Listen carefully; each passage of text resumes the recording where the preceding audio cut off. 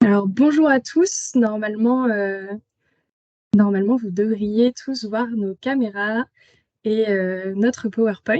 Donc j'espère que tout le monde voit bien et nous entend bien. Donc déjà, merci d'être présent pour notre premier webinaire autour des comportements de consommation et plus spécialement sur les produits carnés et les nouvelles tendances alimentaires qu'elles pratiquent au XXIe siècle. Donc avant de commencer, je vais vous présenter rapidement comment va se dérouler ce webinaire. Alors, je fais rentrer les invités en même temps. Donc, avant de commencer, je voulais déjà annoncer qu'il ne s'agissait pas d'un webinaire de nutrition ni de santé et que tout ce qui sera présenté par la suite doit être appréhendé sous un angle sociologique. Donc, l'idée, c'est pas de discuter du bien fondé de tel ou tel régime, ni même de faire la promotion d'un régime plutôt que d'un autre. Donc, on parlera ce matin particulièrement du régime cétogène, puisque c'est le régime, en tout cas l'alimentation, qui a été adoptée par une partie de nos intervenants. Mais on aurait très bien pu choisir d'illustrer les propos par d'autres régimes. On parlera d'ailleurs dans nos prochains webinaires des véganes, végétariens et des autres régimes visant à réduire ou supprimer les protéines animales de l'alimentation. Mais il nous a semblé intéressant de questionner ce matin d'autres types de régimes et d'alimentation qui en fait vont recomposer leur assiette différemment et pour lesquels les protéines sont importantes.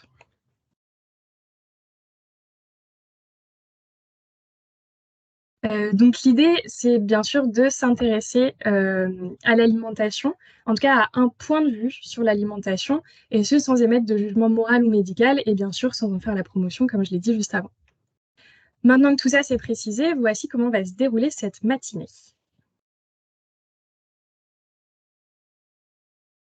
Donc pour ceux qui ne seraient pas au courant, ce webinaire prend place dans un cycle de podcasts. Je vais donc commencer par parler rapidement de ce cycle de podcasts dont les 2 premières séries, sur un total de 4 prévues, sont déjà sorties et disponibles sur Anchor, Spotify et notre chaîne YouTube.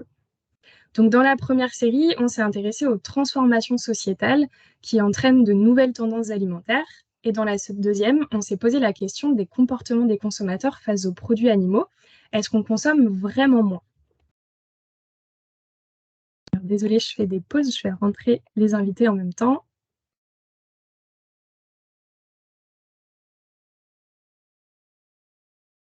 Donc pour compléter ces questions autour de la consommation ou de la déconsommation de produits animaux, je vais laisser la parole dans un premier temps à Sandrine Barré, qui est maître de conférence à l'Université de Toulouse-Jean Jaurès, chercheuse au LIST et au CNRS. Donc à 11h10, elle nous parlera de la sociologie de la controverse et plus particulièrement de la sociologie de la controverse autour de la consommation de viande.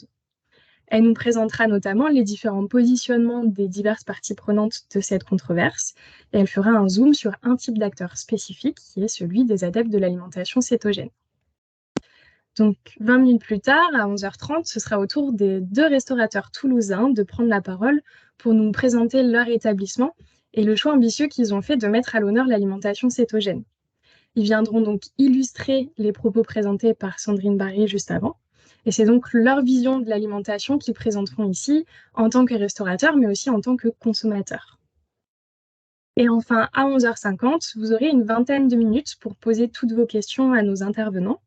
Donc, comme on est assez nombreux aujourd'hui, on est une cinquantaine, je pense. On est 32 pour l'instant. Pour cette partie, je vous invite à écrire vos questions dans le chat. Normalement, vous avez un onglet questions-réponses. Et vous pouvez, au fur et à mesure des présentations, poser vos questions et je les relayerai par la suite à nos invités.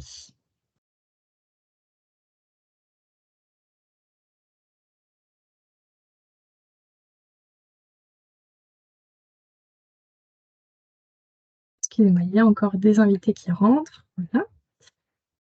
Donc, comme je vous le disais juste avant, ce webinaire il vient compléter et illustrer 2 séries de podcasts du Lit Ouesterel autour des évolutions sociétales et des tendances alimentaires. Donc la première série, Transformation sociétale et grandes tendances alimentaires, qui est sortie le 17 novembre dernier, est en fait un résumé des travaux de Bruno Hérault, Julia Gassi et Arnaud Lamy du Centre d'études et de prospective du ministère de l'Agriculture et de l'Alimentation. Ils ont écrit en 2019 une sorte de synthèse autour de 6 grandes mutations de la société française qui permettent en partie d'expliquer et de comprendre les mutations dans nos manières de manger.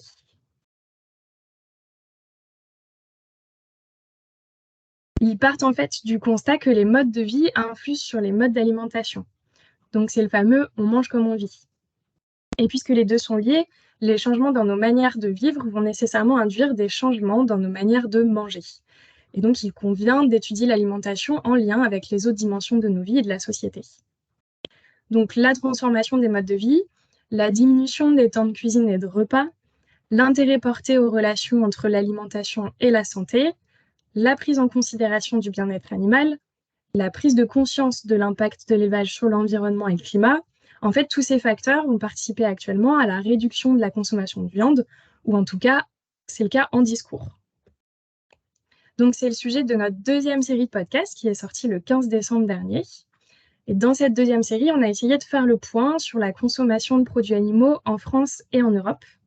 Donc, d'abord en faisant un point sur comment était comptée cette consommation, puis en faisant un rapide état des lieux, donc qui consomme quoi et combien. On a ensuite laissé la parole à une anthropologue de la consommation, Fanny Parise, qui nous a parlé du mythe de la consommation responsable et de la déconsommation. Et enfin, on s'est intéressé aux motivations et aux pratiques des déconsommateurs de viande, qu'ils soient végétariens ou flexitariens, déclarés, affichés ou non.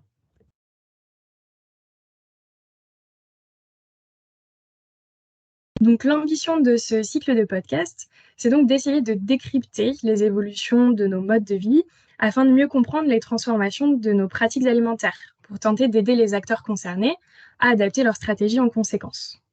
Donc vous l'aurez compris, dans l'idée de compléter et d'illustrer ces séries de podcasts, ce webinaire, c'est l'occasion, donc encore une fois, non pas de discuter ou de débattre du bien fondé d'un régime ou d'un autre, mais plutôt de donner à voir certains effets des évolutions sociétales sur les régimes et sur l'alimentation aujourd'hui. Donc ce webinaire, c'est aussi l'occasion de décaler le regard et de s'intéresser aux pratiques et aux représentations de l'alimentation par différents types d'acteurs, et ce matin, en l'occurrence, ceux qui pratiquent l'alimentation cétogène.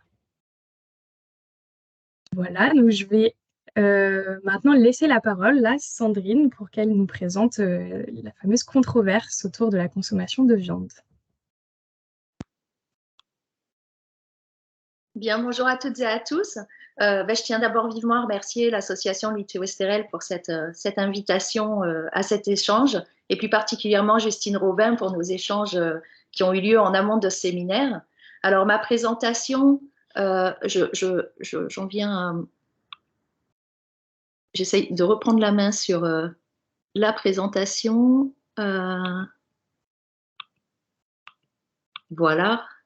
Normalement, c'est bon, moi je vois défiler. C'est parfait, merci. Alors, ma présentation se déroulera en 3 temps.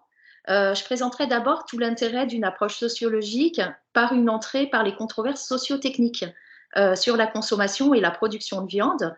C'est une approche dont je montrerai qu'elle est très complémentaire par rapport aux approches plus classiques en sociologique de la consommation. Et puis, dans un deuxième temps, je vous présenterai de manière alors assez synthétique, on vous diffusera sans problème l'article, mais l'analyse de la controverse telle que nous l'avons publiée en 2017.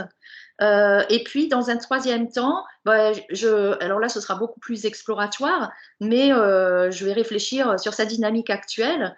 Parce qu'elle fait apparaître, semble-t-il, une réelle bifurcation dans les points qui sont généralement débattus, avec le développement, comme l'a dit Justine, d'une nouvelle tendance alimentaire, ou, pour être plus prudent, devrait-on parler de nouvelles tendances alimentaires, les cétogènes, les low carb, les paléo, etc., etc.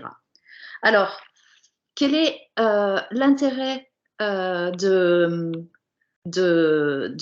suivre et d'analyser ces controverses?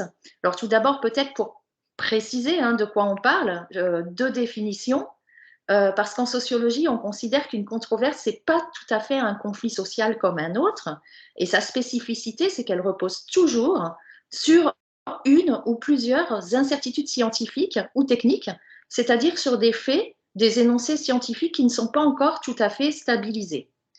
La controverse sur la consommation et la production de viande, elle a ceci de particulier et de très intéressant.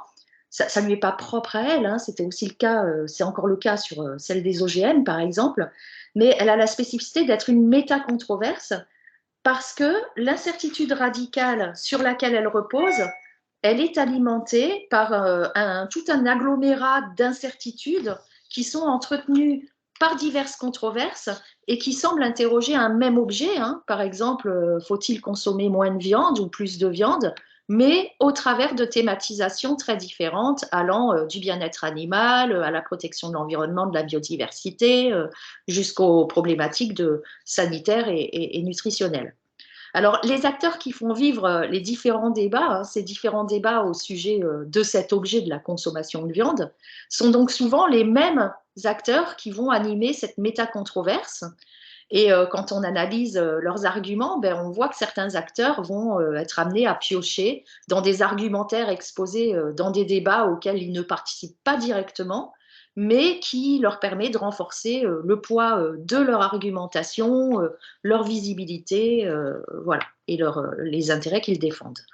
Et c'est ce qui rend le lien entre les différentes controverses explicites et qui va former l'unité de la méta-controverse. Alors, cette approche par les controverses en sociologie, je vous le disais, elle constitue une approche complémentaire. Hein. Elle n'entend pas se substituer aux autres approches plus classiques en sociologie. Ces approches classiques, on le sait depuis très longtemps, la première chose, c'est que nos pratiques de consommateurs sont très fortement déterminées par l'appartenance à notre groupe social ou par le groupe social auquel on aspire appartenir. Et aujourd'hui encore, on le sait, la consommation de produits carnés, elle est plus importante dans les classes populaires que dans les classes moyennes et plus aisées. Elle est plus importante chez les hommes que chez les femmes. Elle est plus importante en milieu rural qu'en milieu urbain, etc., etc. Et pourtant, et c'est l'énigme sociologique, de nouvelles pratiques alimentaires émergent, j'en ai listé quelques-unes ici sur le diaporama, que l'on peut expliquer et très fortement aussi par les transformations sociales, les grandes transformations sociétales, l'évolution des modes de vie. Et là, je vous renvoie à la première série de podcasts dont parlait Justine, qui est très éclairante sur ces aspects. Et ce qui tendrait finalement à dire que parce que le tissu social et les modes de vie évoluent, ben, les pratiques alimentaires se transforment, se modifient. Pour autant, ces nouveaux mangeurs ne sont pas n'importe qui. On sait par exemple que ces nouveaux modes de consommation sont surreprésentés chez les personnes au capital culturel élevé, chez les plus jeunes, chez les plus urbains aussi. Ces nouveaux consommateurs, notamment ce qui concerne les plus radicaux, enfin dans leur régime, ils ne sont pas très nombreux, mais pour autant, les controverses auxquelles ils participent et qu'ils animent se font de plus en plus larges et plus bruyantes depuis notamment les années 90, dans l'agroalimentaire en tout cas, depuis effectivement la crise de la vache folle, l'arrivée des OGM en Europe, et puis un petit peu plus tard la crise autour des grippes aviaires et porcines, encore un peu plus tard l'affaire du concombre tueur, l'affaire de la viande de cheval, le retour de la controverse sur le glyphosate, et puis très récemment les débats autour des nouvelles techniques de modification des végétaux et des animaux.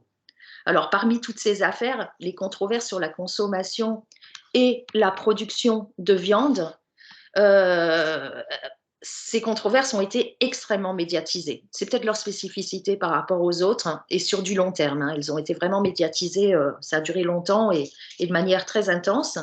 Et c'est là que je m'appuie sur l'étude que nous avons menée entre 2015 et 2016 dans le cadre du réseau mixte technologique économie des filières animales et dont les résultats complètent ceux issus des travaux sur les controverses autour de l'élevage, en particulier, mais pas seulement, hein, ceux initiés par le GIS Élevage Demain, dont j'ai mis les références sur le diaporama. Alors, sur le graphique, on voit que les pics de publication d'articles au sujet des abattoirs correspondent parfaitement au moment de la diffusion des vidéos de l'association L214. Chacun de ces pics est venu instaurer une nouvelle épreuve qui est venue redistribuer l'identité des acteurs en présence, qui est venue redéfinir ce qui fait problème autour de l'abattage des animaux. Et quand on a affaire à ce type de crise, quand on écoute, hein, on peut avoir plusieurs lectures de ces controverses, et une première écoute des discours autour des crises alimentaires contemporaines laisse souvent s'imposer le thème de la psychose collective. C'est-à-dire que, alors que les experts avancent que les risques objectifs en matière de sécurité sanitaire des aliments, par exemple, hein, n'ont jamais été aussi faibles, ben, les consommateurs les ressentent pourtant comme significativement plus importants. On entend des énoncés tels que les consommateurs deviennent fous, ils veulent tout et leur contraire, ils se comportent de façon irrationnelle sur les marchés, ils ne se rendent pas compte des dommages économiques induits par leur changement de comportement. Et les consommateurs ne sont pas les seuls visés, puisqu'en fait, tous les types d'acteurs sont également jugés d'irresponsables. On peut parler des journalistes, des industriels qui sont accusés de ne plus respecter les lois élémentaires de la nature. Les chercheurs, eux, sont accusés d'être des vendus à l'industrie.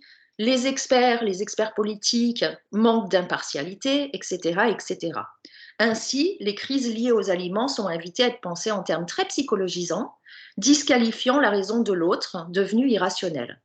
On a une autre lecture, plutôt en sociologie politique, qui consiste à nier l'intérêt d'étudier les controverses, puisque pour ces gens-là, ces chercheurs-là, les controverses ne sont finalement que de simples polémiques qui ne font que révéler des rapports de pouvoir préexistants. La troisième lecture, c'est celle que nous adoptons ici, va au contraire consister à prendre au sérieux ces controverses parce que les incertitudes sur lesquelles elles reposent, les incertitudes scientifiques, les incertitudes techniques, ouvrent souvent sur de nouvelles alliances, de nouveaux compromis, de nouveaux mondes possibles, hein, c'est-à-dire qu'elles font émerger finalement des problèmes formulés de manière inédite, et puis on voit aussi émerger des solutions. Les controverses sont très intéressantes aussi parce qu'elles témoignent de la concurrence et des normes qui vont s'actualiser au sein du monde scientifique et du monde de l'expertise. Enfin, ces analyses, elles permettent aux professionnels des filières et aux associations de mieux comprendre les attentes sociétales, les inquiétudes des mangeurs et d'avoir un retour réflexif sur leur activité. Alors, juste une précision d'un point de vue méthodologique, Jean-Michel Pertolot disait que les controverses étaient des objets tests. C'est-à-dire, ce sont des objets où tous les énoncés, tous les arguments ont une même prétention à la vérité. Ce qui se joue, c'est la recherche de la vérité. De ce fait, en tant que sociologue, qui analysons ces controverses, on adopte le principe de symétrie, c'est un principe, une sorte de principe de neutralité, qui vise à ne pas disqualifier a priori la parole de ceux qui soit sont minoritaires, soit ceux dont les arguments paraissent un peu farfelus et fondés sur des croyances ou des connaissances non encore validées scientifiquement. Alors, j'en viens maintenant à l'étude que nous avons publiée en 2017 et qui reposait sur un large inventaire des points de débat relatifs à la consommation de viande, qu'on a réalisé à partir d'un gros corpus documentaire et bibliographique. Un travail documentaire qui a été aussi complété par une série d'entretiens auprès de responsables professionnels de l'aval des filières, l'abattage, la transformation, la grande distribution, la restauration collective, mais aussi des entretiens menés auprès des représentants des éleveurs ainsi que des consommateurs végétariens. Quelques entretiens avaient aussi été menés d'ailleurs avec des consommateurs végétariens. Alors, je vous présente ici les principaux arguments, les types d'acteurs, leurs objectifs, ainsi que les solutions proposées. C'est une représentation synthétique qui rend compte, c'est une cartographie, hein, on appelle ça une cartographie des controverses, qui rend compte des parties prenantes de la controverse, de leurs arguments et des mondes dans lesquels ils se situent et qu'ils contribuent soit à consolider, soit à promouvoir.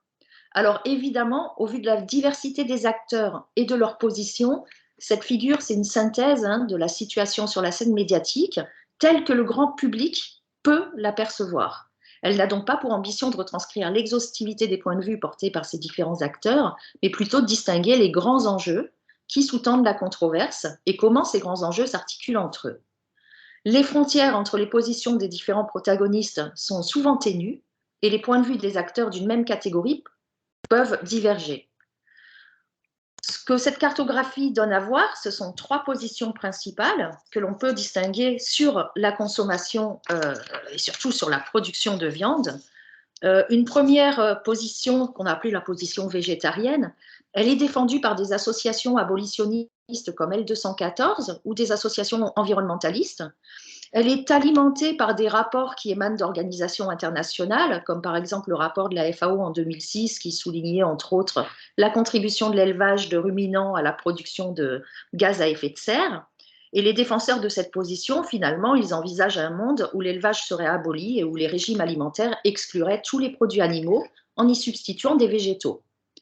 On trouve une deuxième position qui prône cette fois-ci une consommation alternative de viande, c'est le fameux consommer moins, consommer mieux. Elle est notamment portée par des associations qui défendent le respect de l'environnement et du bien-être animal, comme les ONG welfaristes ou des professionnels des filières, hein, qu'on pense notamment au sein du collectif Quand l'abattoir vient à la ferme.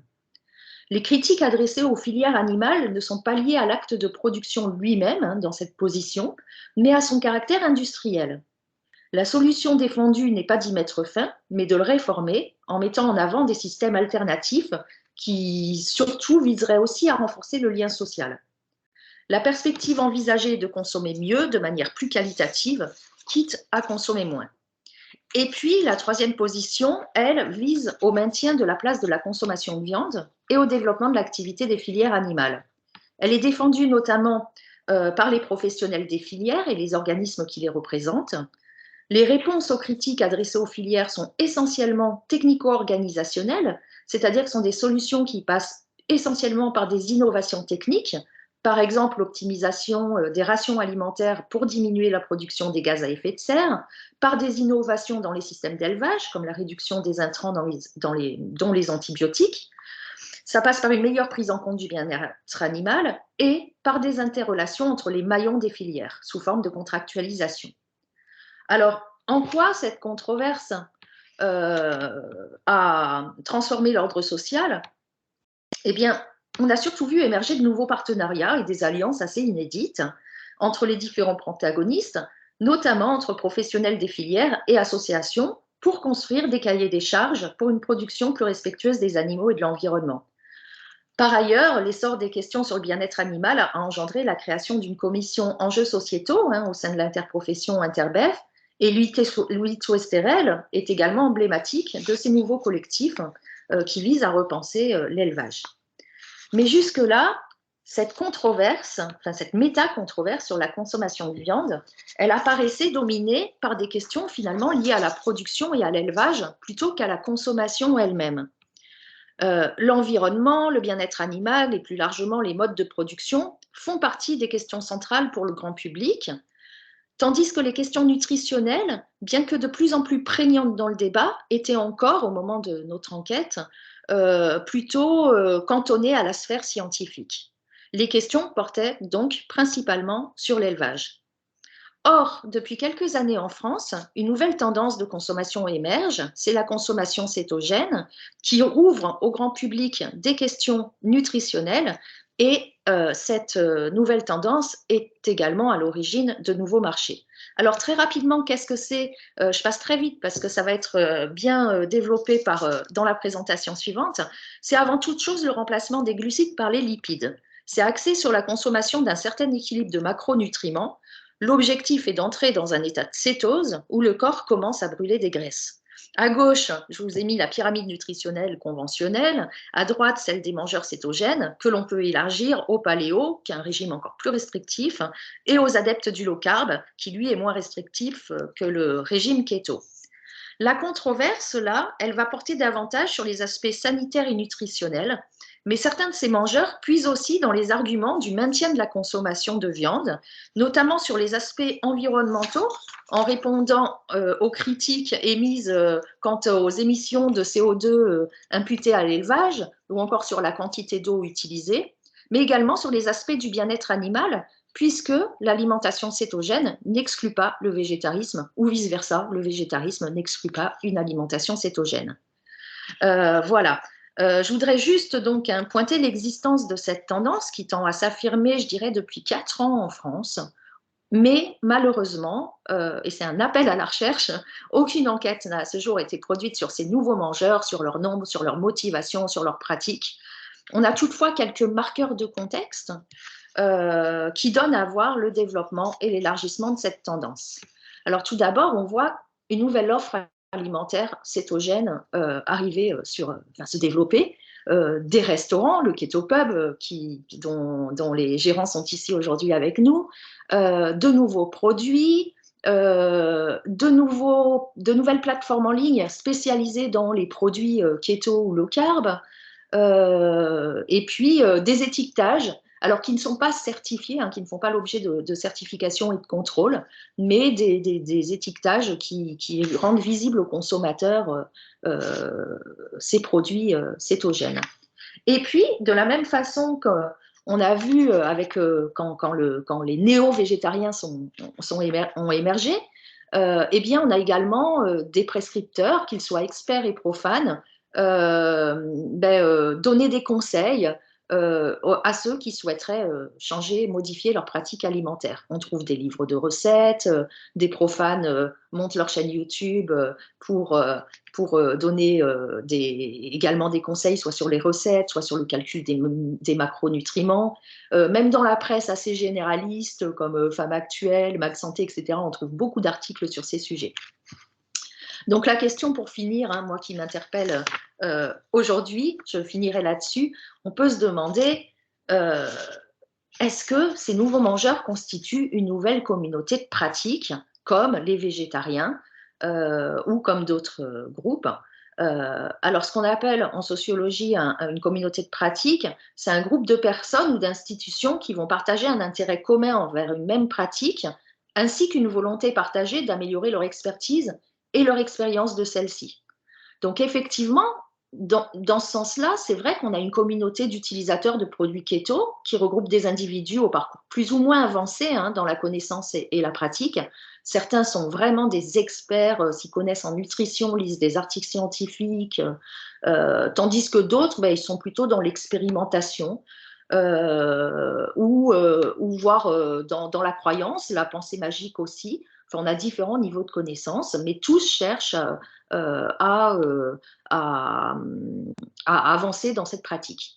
On y retrouve également des figures de proue, hein, que ce soit des scientifiques, des médecins, des sportifs, et puis des ouvrages de référence, dont je vous ai mis ici les plus cités hein, sur les chaînes YouTube, dans les articles par ces mangeurs.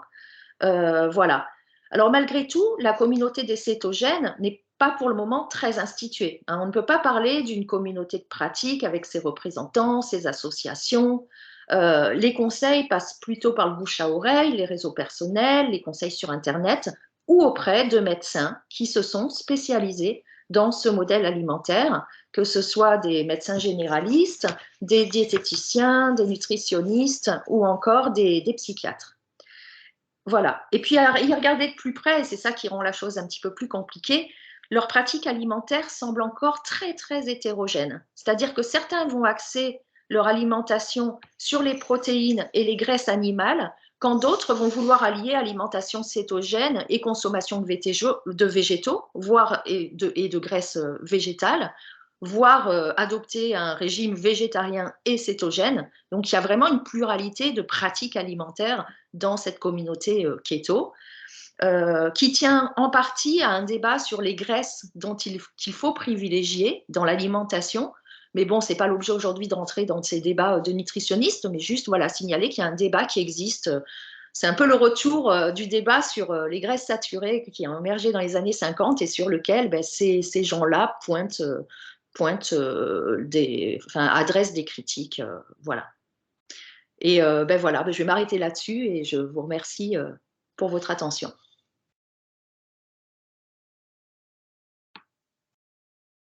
Eh bien, merci Sandrine. Apparemment, la présentation était très claire parce qu'il n'y a pas encore eu de questions. Donc, je vous rappelle quand même qu'il y a l'onglet, normalement, en haut de votre écran, l'onglet questions et réponses pour lequel vous pouvez voilà, écrire, poser vos questions et ensuite, je me ferai le relais auprès des intervenants de ces questions. Si jamais vous ne trouvez pas l'onglet ou que vous avez des difficultés, n'hésitez pas à m'envoyer vos questions par mail, on ne sait jamais. Voilà. Donc on va maintenant laisser la parole à Aziz Ouatou et Maha Rambello qui vont nous livrer leur témoignage et ainsi venir illustrer les propos de Sandrine. Donc je vous rappelle une nouvelle fois pour ceux qui n'étaient pas présents au début du webinaire que l'idée c'est bien d'illustrer des pratiques et non de commenter le bien fondé d'un point de vue nutritionnel ou médical ou voilà, de rentrer dans ce débat-là. Alors, normalement, vous voyez à l'écran le PowerPoint de messieurs Watou et Rambello, donc je vais leur laisser la parole. Est-ce qu'on voit bien ma présentation?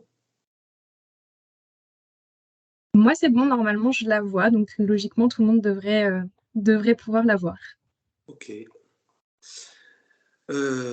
Bonjour à toutes et à tous. Notre objectif, c'est de vous présenter un peu notre parcours, la raison d'être du restaurant qu'on a créé avec mon associé Maha Rambello. On espère que la présentation correspondra à vos attentes et puis on le verra au travers des questions que vous pourrez nous poser. Nous évoquerons l'alimentation cétogène, ce que c'est. On rentrera dans un peu plus de détails, que présentera Maha. Notre histoire, parce qu'en fait, on est arrivé à se lancer dans ce projet aussi au travers de l'histoire qui nous est commune et puis qui nous est individuelle. Et puis notre conception de la cuisine cétogène. Vous remarquerez qu'on parlera systématiquement d'alimentation cétogène et pas de régime cétogène, parce que l'approche avec laquelle nous avons conçu et nous concevons l'idée de cette alimentation, elle n'est pas uniquement liée à ce qui ressort systématiquement lorsqu'on parle de cétogène, qui est la logique de régime au sens restrictif, au sens de réduction de poids et de perte de poids. Donc je vais laisser la parole à Maha qui va rentrer dans la partie alimentation cétogène. Je reprendrai la main sur notre histoire et puis notre conception de la cuisine. Bonjour à tous, j'espère que vous m'entendez correctement. Donc, nous allons commencer par aborder l'alimentation cétogène, sur le fait de quoi parle-t-on en fait aujourd'hui. Il faut savoir que l'alimentation cétogène, c'est une réduction forte de l'apport en glucides quotidiennes, c'est-à-dire que nous allons viser jusqu'à 5% de glucides dans notre apport quotidien dans sa version la plus stricte. Ça équivaut à peu près à 20 grammes de glucides par jour. Mais en tout cas, il existe aussi de nombreuses variantes, céto et non céto, qui visent quand même à réduire l'apport de glucides, notamment en low carb, où on peut atteindre jusqu'à 50 grammes par jour de glucides, voire même plus. Tout dépend de l'activité physique qu'on pratique. Voilà. 20 grammes, c'est vraiment une donnée moyenne. Il peut être plus ou moins selon les individus qui pratiquent l'alimentation cétogène. Donc, du coup, de ce fait de la réduction de glucides, en contrepartie, nous allons enrichir en lipides, ce qui représente une part supérieure à 65% des apports quotidiens dans les macros, puisque les bonnes graisses sont indispensables tout simplement à tout le bon fonctionnement de nos organes, le cerveau, le foie. Donc, c'est une part importante dans l'alimentation cétogène. Au niveau des macros, il faut savoir que donc, les protéines, aujourd'hui, puisque c'est aujourd'hui un peu de ça qu'on parle aussi, les produits carnés, c'est une proportion qui est semblable à l'alimentation, on va dire, plus classique, plus traditionnelle. D'accord ?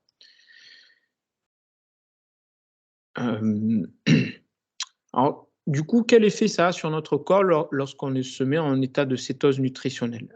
L'état de cétose nutritionnelle, en gros, va réduire en fait notre réserve de sucre, le glucose, dans tout ce qui est foie, organes vitaux et tous les muscles après seulement quelques jours. Généralement, on peut rentrer en cétose nutritionnelle au bout de 2-3 jours. Ceux qui pratiquent le jeûne parmi vous rentrent certainement aussi en état de cétose au bout d'un certain nombre d'heures de jeûne. Et du coup, le foie produit ces fameux corps cétoniques en utilisant la matière grasse comme source d'énergie principale. Donc, on va utiliser la matière grasse comme source d'énergie principale, et notre corps va puiser son énergie dans la dégradation des corps gras. Voilà, aujourd'hui, c'est ça qui est surtout important, c'est-à-dire que ce que vous mangez en termes de matière grasse et ce que vous avez propre à vous-même, c'est ce que votre corps va utiliser en priorité comme source d'énergie principale. Voilà. Alors l'alimentation cétogène, il faut savoir que ça existe depuis 1920, qui a été au début créé pour atténuer tout ce qui est pour les épileptiques en fait, ça réduisait et ça atténuait la fréquence et surtout l'intensité des crises d'épilepsie. Ça a eu pour conséquence voilà, de constater une perte de poids, puisque votre corps va dégrader tout ce qui est graisse pour se fournir en énergie. Donc, ça va nous conduire à une perte de poids qui est, on va dire, durable dans le temps. Et notamment, l'intérêt de la cétose nutritionnelle aujourd'hui et ce qu'on appelle la fat adaptation, la capacité de votre corps à utiliser la graisse comme source d'énergie principale, va permettre lors d'activités de sport d'endurance de maintenir une performance durable dans le temps, sans avoir simplement la nécessité de s'alimenter régulièrement. Ce qui est le cas lorsqu'on est sur une alimentation plus glucidique où il faut recharger à peu près tous les 3/4 d'heure. D'accord?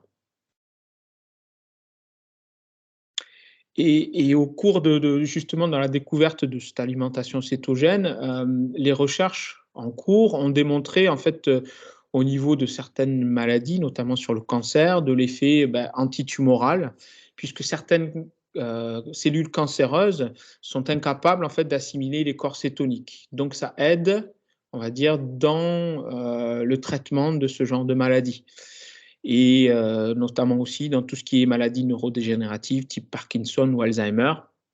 Et il s'avère que même à Toulouse, il y a un docteur là-dessus, sur les maladies mentales, justement, que c'est un traitement qui est adapté pour réduire l'usage médicamenteux, notamment sur la schizophrénie. Le docteur Danan, d'ailleurs, qui travaille là-dessus sur Toulouse. Et comme on puise dans les graisses, on n'a plus de sucre ou très peu de sucre, ça améliore aussi et ça a un impact positif sur les diabètes de type 2 et notamment sur la résistance à l'insuline.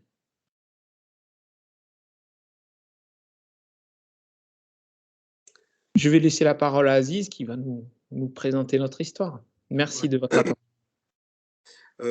Donc, avec Maha, on a une histoire qui est longue puisqu'on se connaît depuis l'école primaire, donc ça fait plus de 35 ans. Des parcours assez complémentaires puisque en parallèle d'avoir été à l'école primaire ensemble, on a joué au rugby ensemble, on est originaire de Toulouse, puis on a fait nos vies avant de se retrouver et de revenir sur Toulouse. Mais ce qui nous a toujours été commun, c'est le fait que on a une société qui est, je dirais, qui pose des diktats, qui pose une certaine pression sociétale, notamment sur les questions de poids, sur les questions de calories, sur les questions de regard de la société sur la différence entre personnes. Et on a toujours eu à cœur du fait de repousser cette approche, ce poids que la société pèse sur chacune des personnes. Et notamment sur la question de l'alimentation. Et en développant notre restaurant, un des objectifs majeurs, c'était retrouver le plaisir de manger à satiété. On a beaucoup autour de nous, et notamment une pression sociale qui est beaucoup plus forte, que l'on ressent beaucoup plus forte à l'attention des femmes que des hommes. Cette question sur je suis obligé de me contraindre, je suis obligé de multiplier les régimes, je suis obligé de multiplier les efforts.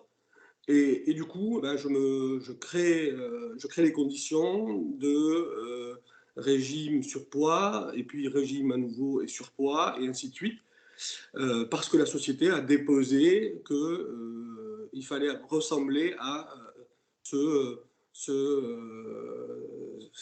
cette personnalité-là, ou cette position physique au niveau global. Et ça nous tenait à cœur de sortir de ce schéma-là. Donc, qui vient de vous faire la présentation, il est coach sportif, toujours pratiquant de sport d'endurance. Et donc, il a aujourd'hui une pratique de sport d'endurance tout en ayant une pratique d'alimentation cétogène. Pour ma part, j'ai travaillé pendant 20 ans dans l'industrie à différentes fonctions de direction. Pour finir, j'étais directeur marketing d'une grande société industrielle. Et je me qualifie beaucoup plus comme un intermittent dans l'alimentation cétogène, c'est-à-dire que je peux sortir de l'état de cétose et y revenir, et ne pas être dans un schéma où je subis moi-même un diktat cétogène, mais plus au regard de quand ça me correspond et que j'ai envie d'être, de me sentir tel que je le souhaite, mieux en étant en céto, généralement. On n'a pas le souhait, au travers de ce que l'on fait, d'imposer un diktat qu'on dénonce. Donc c'est simplement contribuer à éduquer au regard de ce que nous avons comme compétences, mais plus comme pratique au travers de la découverte de l'alimentation cétogène. Le concept de notre restaurant, c'est l'anti-régime. Et c'est manger à satiété sans culpabilité, ce qui est assez difficile dans une société, et puis dans certaines régions. Je pense que dans la région sud-ouest et la région de Toulouse, mais je pense que ça l'est en France de façon générale, on a plutôt une culture culinaire, et on ressent aussi malgré tout que manger sans culpabilité et manger à satiété sans culpabilité, c'est devenu de plus en plus, de moins en moins courant, sauf je dirais, dans ce qu'évoquait tout à l'heure Sandrine Barret. C'est beaucoup plus vrai en ville, peut-être moins dans les régions rurales, et encore, je pense que la diffusion des médias a tendance à isoler et à rendre encore plus de culpabilité dans ces périmètres géographiques. Mais donc, nous, on veut que cette alimentation s'adresse à tout le monde. C'est éduquer sur l'alimentation. On n'est pas, on est très ouvert, et donc les personnes qui viennent dans notre restaurant, elles mangent céto sans forcément le savoir parfois. On en discute, mais on ne cherche pas à transformer la société en cétogène pratiquant. Notre enjeu, c'était aussi de mettre du goût dans les assiettes. Rien de pire que la fadeur des plats et manger sans plaisir. Parce que c'est ça aussi le diktat sociétal, hein, c'est qu'à un moment donné, tout se ressemble. Donc on essaie de varier au maximum. Mettre en valeur les produits de saison et locaux pour varier aussi les plaisirs. Et puis, utiliser les lipides dans leur qualité d'exhausteur de saveur plutôt que des sucres. Souvent, les sucres sont utilisés dans les industries comme conservateurs et exhausteurs. Alors, en alimentation cétogène, on réduit significativement la part de sucre, ce qu'on expliquait au départ. Mais du coup, comment remettre de la valeur et comment remettre du goût dans les produits, c'est en utilisant les lipides. Et puis, on a des plats extrêmement variés. On a une carte qui nous permet de travailler tant les viandes que les poissons, tant d'adapter à des régimes ou des alimentations végétariennes. Et puis, on adapte systématiquement aux attentes de nos clients le plat, tant en termes d'accompagnement. Par exemple, quelqu'un qui a une pratique cétogène stricte, l'accompagnement va pouvoir évoluer pour correspondre à son attente en termes de cétone. On a par exemple dans notre vision une offre d'alimentation street food cétogène. Là, je vous ai mis l'exemple de ce que se représentait un menu burger dit classique versus un menu burger que nous avons au restaurant. Dans un menu burger classique, 80% sont des sucres. Hein. Les pains à base de farine raffinée, parce qu'on utilise généralement de la farine T45 pour faire les pains burgers.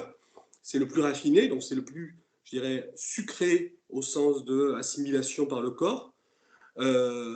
On se vend assez peu de protéines et beaucoup d'autres sucres, donc les sauces, des ketchup qui sont généralement très sucrés, les sodas, des frites, de pommes de terre qui sont aussi très sucrées. Donc on a un cocktail de sucre, peu de protéines.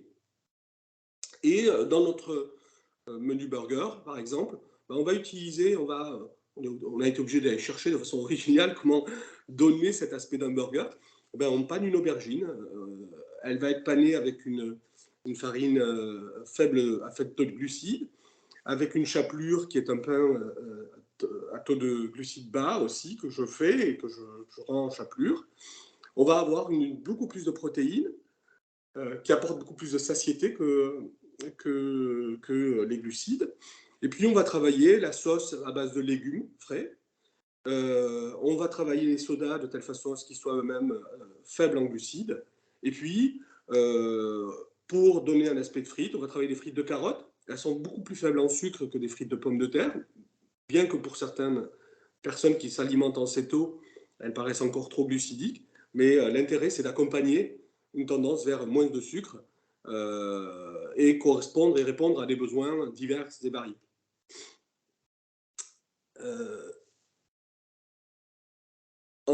Pour conclure, notre conviction, c'est faire changer les habitudes, c'est ce qui est le plus difficile. L'offre de produits à forte teneur en sucre est ancrée dans l'alimentation générale. Aujourd'hui, je pense que pour la population plus jeune, c'est encore plus fort. On a 65% de l'alimentation de base en France qui est basée sur des sucres de façon générale. Cela comprend farine, pâtes, pain, tous les éléments glucidiques. On constate aussi que proposer des offres alternatives accessibles est plus impactant que de lancer des recommandations publicitaires. La question de manger 5 fruits et légumes par jour, en dehors des repas cuisinés familiaux à la maison, la proportion des plats qui sont mangés à l'extérieur sont faiblement tant en fruits qu'en légumes.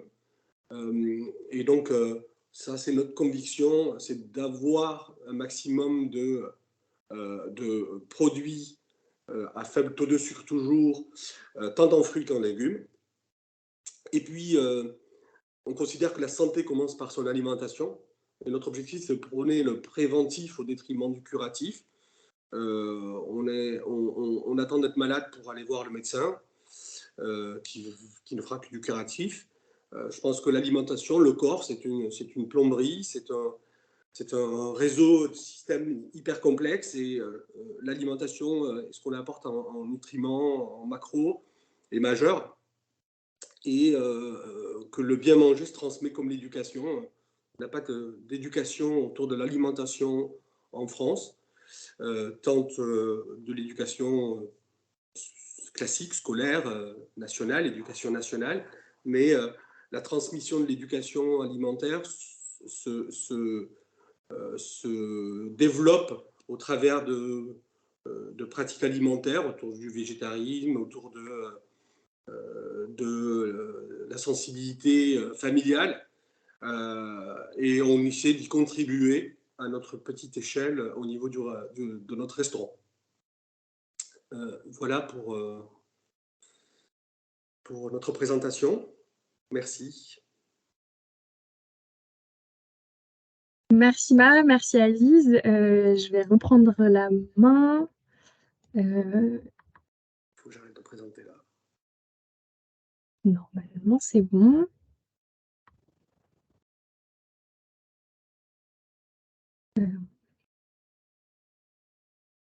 Voilà, donc on va passer au moment des questions-réponses. Alors, je crois que c'est pas forcément, ça marche pas forcément pour tout le monde. Donc, je reprécise, pour poser des questions, ce n'est pas dans l'onglet conversation. Là, normalement, la conversation est désactivée. Vous avez normalement un onglet en haut de votre écran qui est Q et R et où vous pouvez poser vos questions. Si jamais vous ne trouvez pas l'onglet et que vous avez quand même des questions à poser, soit vous pouvez me les envoyer par mail, soit vous pouvez lever la main et je vous donnerai la parole. Pardon, vous avez un onglet aussi où vous pouvez lever la main pour dire quelque chose et dans ce cas-là, je vous donnerai la parole et vous pourrez poser directement votre question. Voilà. Pour le moment, on avait une question de Claudie qui remerciait Sandrine et puis les Aziz et Emma pour leur présentation, mais qui n'arrivait pas forcément à faire le lien entre la controverse de la consommation de viande et le régime keto, puisque du coup, dans le régime keto, normalement, la viande est consommée. Donc Sandrine, peut-être est-ce que vous pourriez revenir là-dessus et essayer de remontrer ou de reformuler le lien qu'il y a et où se positionnent les kétos dans cette controverse. Oui, Alors, en fait, il est vrai que les kétos, généralement, mais en fait, on n'a pas d'enquête. Hein.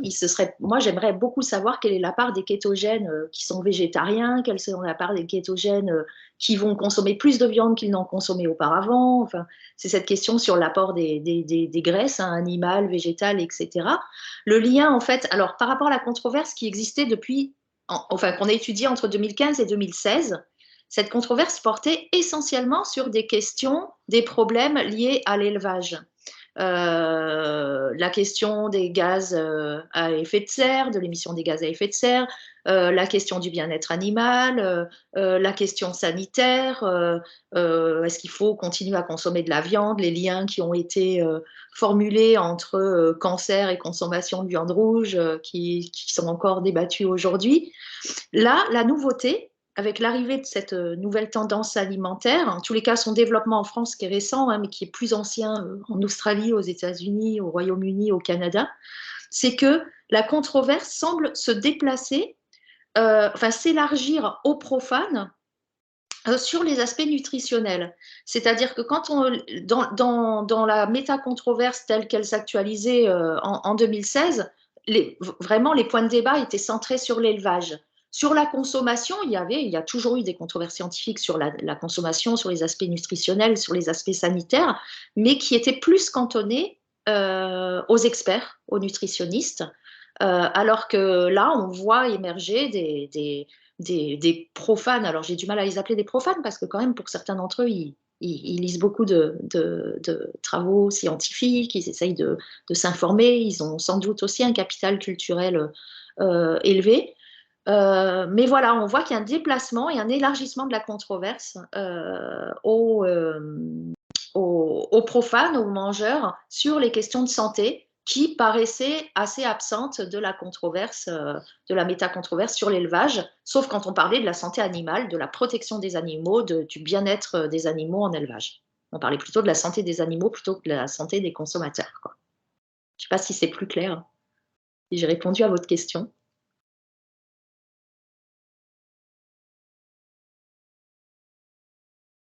Si je peux compléter aussi, c'est que ça nous paraissait intéressant de voir, puisque, mais peut-être qu'on va pouvoir laisser Aziz et Emma répondre après ça.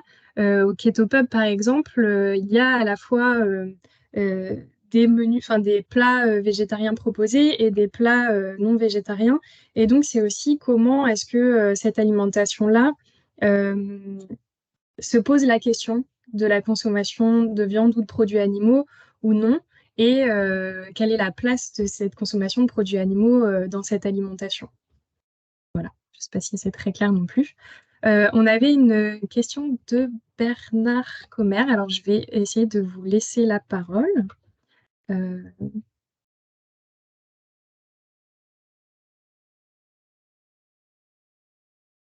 Voilà, normalement, il suffit d'activer votre micro et vous pouvez nous poser votre question.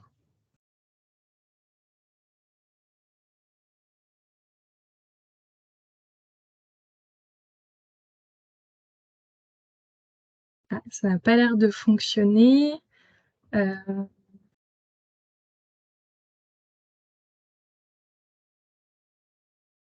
Alors Bernard, si Ah, vous... ça y est, ça marche. Merci. Parfait. Merci beaucoup. Je voulais remercier beaucoup l'organisation de cette conférence et Madame Barret pour l'exposé très clair. Bon, j'ai écouté avec intérêt également l'exposé des deux restaurateurs. Ma question est sur la controverse. Qu'est-ce qu'elle a de différent ou de commun avec les controverses qui animent l'humanité depuis l'histoire telle que moi je la vois de façon très synthétique ou caricaturale? Il y a 500 ans, du temps de Galilée, de Copernic, il y avait la controverse sur la Terre tourne autour du Soleil. Ensuite, il y a des controverses sur l'énergie nucléaire, enfin, qui ont succédé à des controverses. Est-ce qu'on n'est pas dans un phénomène humain normal qui est que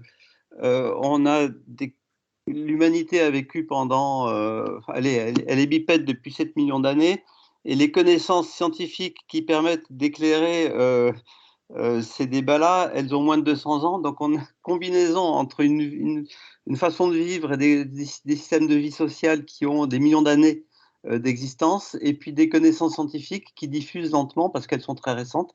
Et donc pour moi, il y a quelque chose de commun dans toutes les controverses qu'on retrouve à l'échelle de l'humanité, que ce soit là sur la viande ou sur d'autres sujets. Donc je me demandais quelle recherche était faite pour essayer de trouver le point commun de toutes ces controverses et les mécanismes sociologiques qui sont derrière là. Et comment, et éventuellement derrière, comment arriver à trouver des moyens de les gérer sans que les gens se tapent dessus dans la rue, comme ça risque d'arriver bientôt. Bon, pardon pour avoir posé une question un peu longue. Mais merci beaucoup pour cette question qui est vraiment intéressante. Effectivement, je pense comme vous que les controverses scientifiques qui existent depuis très longtemps, pour moi, c'est le régime normal de la science. La science n'avance que parce qu'on a des doutes, qu'on a des incertitudes et on cherche à réduire ces incertitudes. Voilà. Ce qui a changé au fil du temps, et heureusement, c'est que, et je dirais, c'est vraiment depuis les grandes affaires qu'on a connues, notamment celles des années 90, mais c'est aussi depuis Tchernobyl, les risques industriels, c'est la volonté des citoyens d'être entendus autrement que dans le cadre de la double délégation classique qui existait auparavant, c'est-à-dire qu'auparavant, vous aviez des politiques qui s'appuyaient sur, ou pas d'ailleurs, sur les savoirs scientifiques et experts pour tout ce qui avait trait à des problématiques scientifiques et techniques. Et puis les citoyens, finalement, ils étaient en bout de chaîne. Ce qui a changé, c'est cette volonté des citoyens d'être entendus et de pouvoir formuler les problèmes tels que eux, ils les entendent. De manière assez inédite et de vouloir contribuer davantage à proposer des solutions. En fait, on a eu une forme de démocratisation de la démocratie grâce à ces controverses récentes, à ces affaires récentes qui ont vraiment beaucoup impacté la manière de gérer les risques. On l'a vu avec l'apparition des agences d'évaluation des risques au niveau européen. Je trouve qu'un exemple emblématique, c'est le Haut Conseil des biotechnologies, donc qui était chargé d'évaluer la mise sur le marché d'évaluer les risques environnementaux et sanitaires, mais pas seulement liés aux OGM. Et typiquement, cette institution, elle s'est ouverte. Non seulement de nombreuses disciplines ont été associées à ce processus d'expertise, mais en plus, on a ouvert la porte aux parties prenantes, à toutes les parties prenantes concernées par la question des OGM. Et donc, c'est ça qui a changé aujourd'hui, il me semble, par rapport aux controverses très anciennes, et qui, c'est normal, encore une fois, les controverses, c'est vraiment le régime normal de la science. Mais ce qui a changé, c'est vraiment cette ouverture et ce besoin de faire avec les représentants de la société civile, les citoyens, les acteurs économiques, les professionnels également. Voilà. Voilà. Après, faire une étude comparative de toutes ces controverses, c'est très compliqué parce que ce qui change aussi, c'est les thématisations. Au fil du temps, les thématisations changent. Sur les OGM, par exemple, on était beaucoup sur les aspects sanitaires, environnementaux, et puis ensuite sont arrivés les risques socio-économiques, les questions éthiques, les questions du bien-être animal, la question du bien-être des végétaux également. Enfin voilà, c'est les thématisations qui changent. Merci beaucoup pour votre réponse. Du coup, la question subsidiaire, mais je pense que ce n'est pas le lieu d'y répondre aujourd'hui, c'est comment les citoyens vont arriver à se mettre d'accord s'il y a tant de controverses sur lesquelles ils ne sont pas d'accord. Et en l'absence d'une autorité un peu centrale ou d'un système d'organisation centrale. Mais enfin, je n'ouvre pas le débat là-dessus parce que je pense qu'il y en aurait pour la nuit. Bon. Merci en tout cas. Puis c'est peut-être assez sain que les citoyens ne soient pas d'accord entre eux dans une démocratie. Oui, bien sûr. Mais après ça, tout dépend de la façon dont ils gèrent leur désaccord. Ouais. Merci en tout cas Bernard pour votre question. Je vais laisser la main à Hervé Guillaumard qui a aussi une question.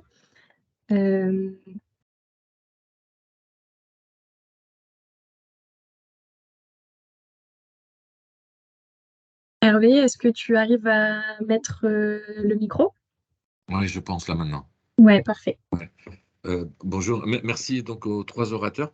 J'ai deux questions. Enfin, une première question qui est plutôt pour Sandrine, c'est si j'ai bien compris, quand vous dites en gros que la controverse, elle était d'abord, enfin, que l'aspect nutritionnel s'est ajouté plus récemment par rapport à l'aspect pratique d'élevage au sens large, je vais dire ça comme ça, si j'ai bien compris.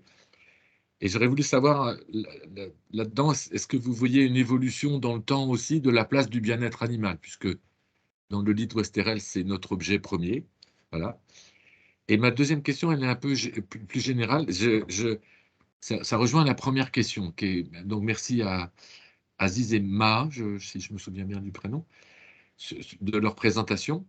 Mais je suis pas nutritionniste, donc ni médecin, donc moi je suis économiste, donc je n'y connais rien. J'ai lu un peu dans les journaux quotidiens des critiques aussi contre l'alimentation cétogène, pour reprendre votre formulation. Et du coup, ma question, c'est, je ne vois pas non plus, enfin, en fait, vous répondez à un certain objectif, mais vous ne répondez pas à une controverse. Enfin, en tout cas, c'est comme ça que je vois les choses, quoi.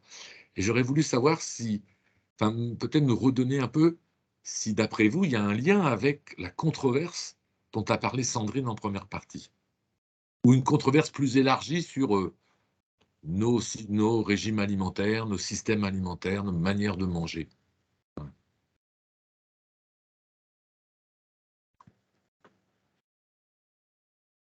Alors, Sandrine, on vous laisse répondre d'abord et puis.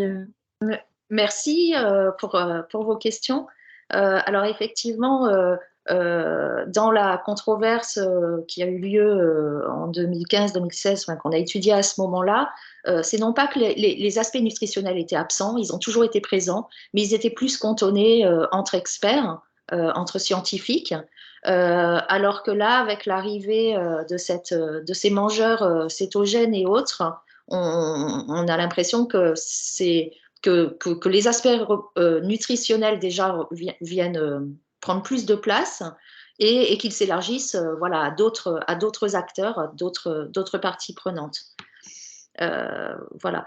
Quant à la deuxième question sur le bien-être animal, alors je ne suis pas sûre de bien pouvoir répondre à cette question. Moi, ce que j'entrevois sur ces questions-là, c'est non pas une évolution, enfin, il n'y a pas de bifurcation particulière récente, il me semble, sur les questions du bien-être animal, sauf qu'il y a il y a un vrai, enfin, c'est un vrai enjeu qui est pris en main par de nombreux acteurs. Ce qui peut-être change, c'est quels sont les animaux il me semble qu'il y a de nouveaux animaux aujourd'hui dont on va penser le bien-être animal alors qu'on n'y pensait pas forcément auparavant. Et ça, c'est sans doute lié à notre rapport à ces entités animales, notre rapport anthropologique. Je vais prendre un exemple très un peu bateau, quoi, mais j'ai étudié la controverse sur le saumon transgénique avec de nombreux collègues biologistes, juristes, économistes, etc. Et à l'époque, dans cette controverse, on ne parlait absolument pas, mis à part les éleveurs, les aquaculteurs, qui ont un vrai souci pour le bien-être de leurs poissons, parce que de là va dépendre la qualité du produit. Hein. Si les poissons stressent en élevage, ils vont pas être bons. Mais sinon, dans la controverse plus large, la question du bien-être animal ne se posait pas pour ces poissons qui sont des animaux finalement pas considérés comme des vrais animaux. C'est encore plus vrai sur, je me suis un peu intéressée à la controverse sur l'huître triploïde. Autant vous dire que le bien-être des huîtres encore une fois, mis à part les ostréiculteurs et les services vétérinaires qui vont s'intéresser à la santé de ces animaux marins, pour les consommateurs lambda, c'est quelque chose qui n'est pas tellement conscientisé. Voilà. Et je pense que l'évolution sur le bien-être animal, ça va être, enfin, moi, une question qui m'intéresse, c'est quels sont les animaux sur lesquels on va prêter une grande attention, notamment les mammifères, et puis quels vont être les animaux qui vont rentrer dans la boucle du bien-être animal, mais du point de vue du grand public. Hein, je ne parle pas des éleveurs et des vétérinaires qui ont une vision de ces aspects-là. Voilà, je ne sais pas si je réponds, mais je ne suis pas sûre de bien pouvoir répondre à votre question sur l'évolution de la thématisation du bien-être animal aujourd'hui. Je ne vois pas d'autres transformations mis à part le souci grandissant, quoi. Et les dispositifs mis en place solutionner cette question. Merci Sandrine. Aziz, est-ce que vous voulez réagir à la question d'Hervé? Est-ce que vous voulez qu'il la reformule peut-être ou ça va? Alors, je vais essayer d'y répondre. Je suis pas sûr. Il nous dira si cela correspond. À partir du moment où le sujet de l'alimentation cétogène sort un peu du terrain, commence à voir le jour au-delà de la question uniquement du régime tel qu'il a été présenté, où on voit des artistes et puis des publications grand public qui parlent du régime cétogène pour perdre du poids, mais qu'il ressort sous une approche beaucoup plus santé. Et c'est vrai qu'il y a une communauté de pratiquants de l'alimentation cétogène qui, pour avoir une compréhension fine de ce qui leur fait du bien, rentrent dans un niveau de détail et dans un niveau presque scientifique de la nutrition. Et donc, à partir du moment où on commence à aller sur un territoire sans être un expert, ça crée des controverses. À partir du moment où on est dans une découverte de l'impact de ce type d'alimentation sur le corps, sans qu'il y ait des recherches abouties, ça crée une controverse, ce qui aussi constitue un peu ce qui fait bousculer, ce qui bouscule un peu la communauté entre guillemets scientifique, pour aller rechercher tant au niveau médical, tant au niveau sociétal, tu vois, c'est quoi en fait les résultats et c'est quoi la contribution que ce type d'alimentation apporte à la société. Donc dès lors qu'une pratique qui n'est pas la pratique courante et qui n'est pas que naît une minorité active, elle conduit à des controverses en termes de parce qu'elle bouscule le fait établi au niveau sociétal. L'idée qu'il faut manger 65% de son alimentation en glucides, qui est encore inscrit dans les textes en France, alors qu'ils ne sont pas ceux-ci dans d'autres textes, plutôt à l'OMS, par exemple. Mais c'est ancré. Et l'idée d'apporter, de dire on peut vivre très bien, très sainement, sans carence, en ne mangeant que 5% des glucides, ça bouscule.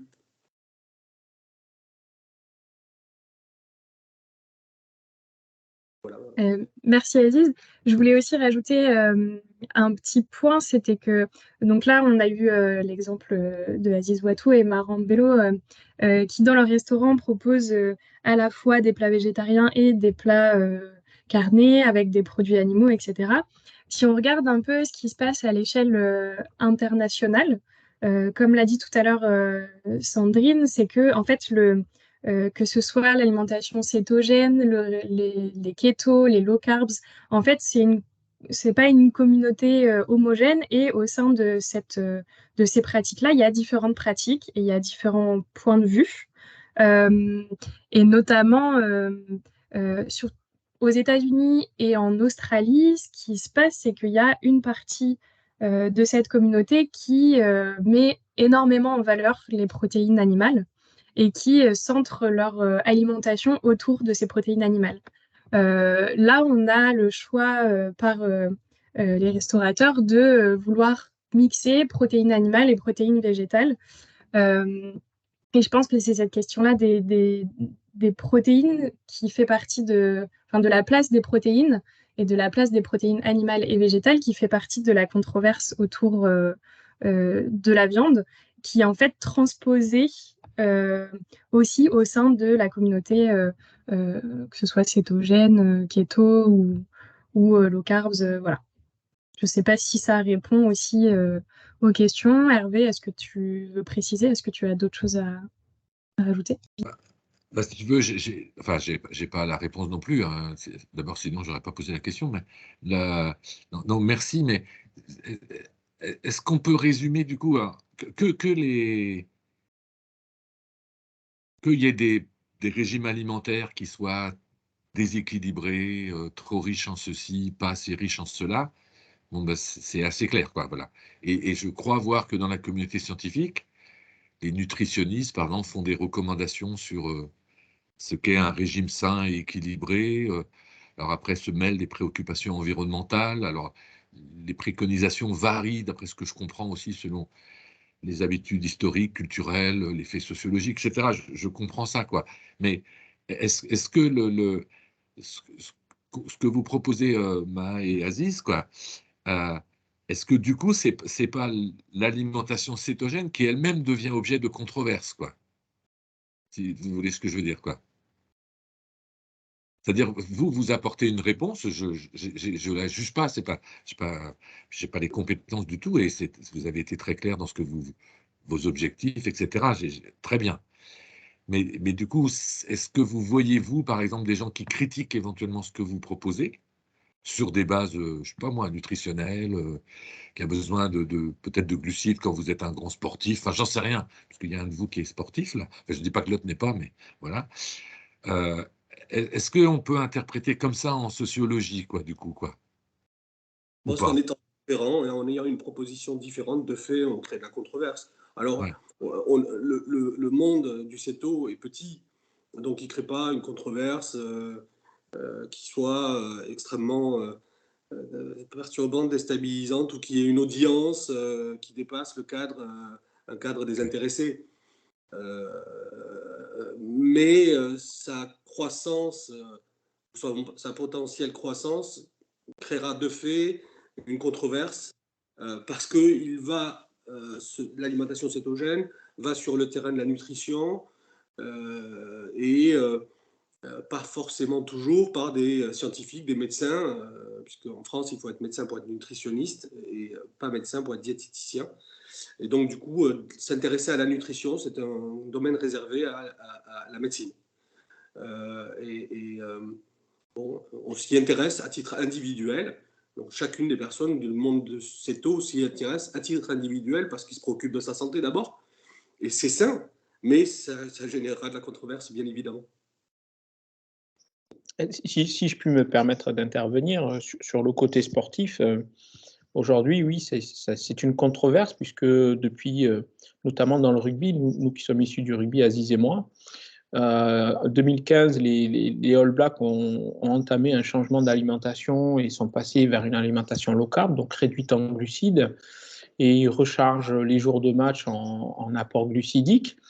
Et ça a amené une remise en question, une controverse autour de l'alimentation du sport, là où nous, pour l'avoir vécu, on était plus à des pâtes et le blanc de poulet avant les matchs.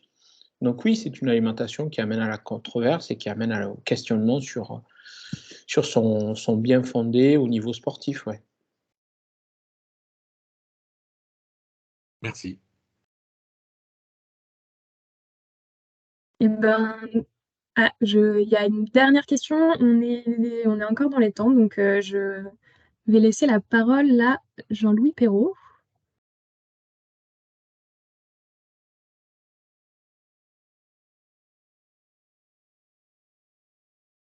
Voilà, vous m'entendez?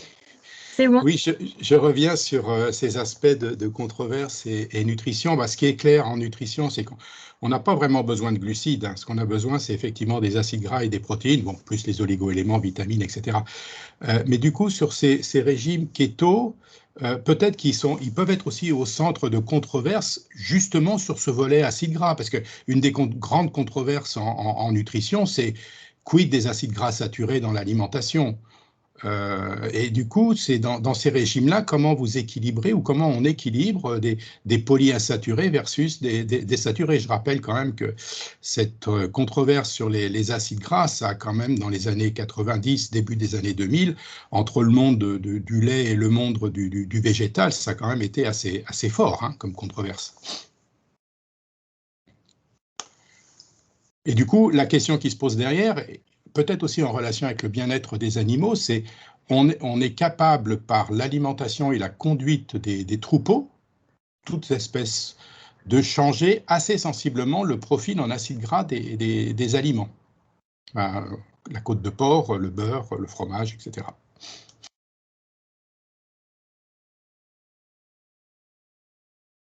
Merci Jean-Louis pour cette cet apport de connaissances sur la nutrition. Je vous propose qu'on s'arrête là, parce qu'il est déjà 12h15. Je voulais juste conclure et vous parler des prochains points à venir. Donc déjà, merci à tous d'avoir été présents. Et je vais en profiter rapidement pour rappeler que le premier épisode de notre 3e série de podcasts autour des critères de choix des consommateurs, donc entre qualité, confiance et prix, comment choisit-on ses produits, sort aujourd'hui, enfin il est même sorti ce matin. Donc il est disponible sur encore Spotify et notre chaîne YouTube. Vous avez le lien dans questions-réponses si vous arrivez à y accéder, sinon je renverrai tout ça, toutes les informations par mail. Et les suivants de cette série-là sortiront de manière hebdomadaire, c'est-à-dire à raison d'un épisode tous les jeudis jusqu'au 9 février. Donc pareil, je vous renverrai les informations si besoin. Et un deuxième webinaire aura également lieu le 23 février à la même heure que celui-ci, donc 11h, 12h15. Et on parlera cette fois du marché de l'offre alternative et de la végétalisation de l'alimentation, avec notamment l'intervention de Lucie Wiyart, qui a fait sa thèse sur ce sujet et sur le positionnement des différents acteurs sur le marché des protéines alternatives. Voilà, donc vous pourrez aussi retrouver la vidéo de ce webinaire assez rapidement sur notre chaîne YouTube et normalement notre site internet. Et donc, un grand merci à Azizma et à Sandrine d'avoir accepté d'être avec nous. Et donc, on se retrouve rapidement pour d'autres webinaires et d'autres séries de podcasts. Merci beaucoup à vous. Merci beaucoup. Merci. Merci.